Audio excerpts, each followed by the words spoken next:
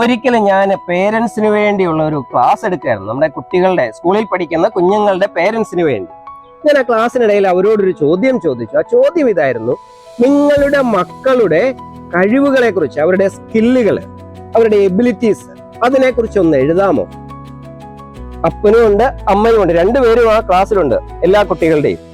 ആരായിരിക്കും കൂടുതൽ മക്കളുടെ സ്കില്ലും എബിലിറ്റീസും എഴുതിയതെന്ന് നിങ്ങൾക്ക് വല്ല പിടുത്തമുണ്ടോ? അപ്പനായിരിക്കും എഴുതിയത്, അമ്മയായിരിക്കും എഴുതിയത്? ഞാൻ വിചാരിച്ചിരുന്നത്, ആ ക്ലാസ് എടുക്കുന്നതിന് മുമ്പ് ഞാൻ കരുതിയിരുന്നത് അമ്മമാരായിരിക്കും കൂടുതൽ എഴുതുന്നത് എന്നാണ്. കാരണം അവരാണല്ലോ കുഞ്ഞുങ്ങളുമായി കൂടുതൽ ഇന്ററാക്ട് ചെയ്യുന്നത്.